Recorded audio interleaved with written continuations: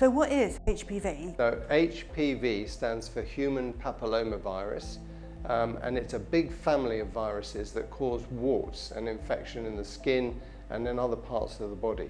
But the types of human papillomavirus or HPV that infect the genital tract, so the cervix in women and the penis in men, also around the anus as well, and even in the mouth, are important because they can result in cancer if the infection lasts for a long time. So how can somebody get HPV? Actually, almost everybody, and once they've started having sex, will sooner or later get an HPV infection, and they won't even be aware of it. It's just one of those things that people who have sex with other people, which is what most of us do, will end up getting that infection, and it's pretty much impossible to avoid. Most men, women or people with HPV virus may not have any symptoms at all. HPV virus infections are extremely common. There are many different types of HPV virus, and most of these HPV virus do not cause any symptom at all. How does HPV cause cancer? In order to survive, the virus kind of tricks the cell into allowing it to exist and to continue to reproduce itself.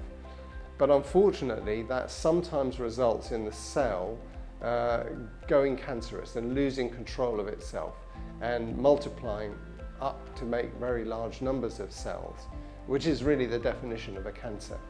So it does turn out that some cancers are actually caused by an infection, and this is an example of that.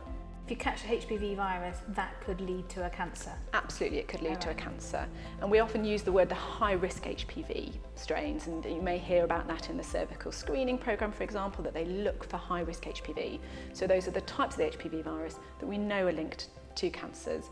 And that's not just cervical cancer, it's also anal cancer, as well as penile cancer, as well as some head and neck cancers. So it's male cancers as well? So male cancers as well as cervical cancer.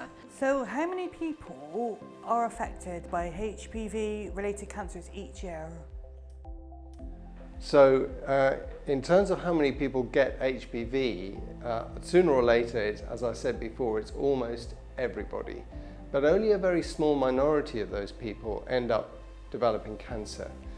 But because there are so many of us, and because so many of us have got the infection, that still ends up being thousands of people in this country every year.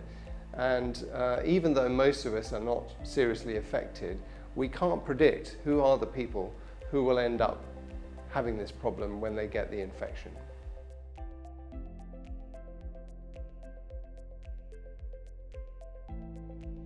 So there are many HPV associated cancer. People with a female genital anatomy will or can develop a cancer of vulva, vagina, cervix. People with male genital anatomy can develop penile cancer, and anal cancer and oropharyngeal, which involves mouth and neck. Cancer can happen in any gender. But the three main cancer treatments are surgery, chemotherapy or radiotherapy. So how effective is the HPV vaccine? This is one of the most effective vaccines that's ever been invented. It's quite extraordinarily effective. So we're seeing long-term protection against these infections. And in fact, these infections in populations where there's been a lot of vaccine use, the infections are dying out. So what ingredients are in the vaccine? Some people are concerned about animal products or egg or chicken or something that people might be allergic to. Some people are concerned particularly about products from pigs for religious reasons. So there are none of those kind of things in this vaccine at all. How many doses of the HPV vaccine will the adolescent child have? Up until quite recently we were giving 2 doses, but these vaccines have turned out to be so effective that 1 dose is enough.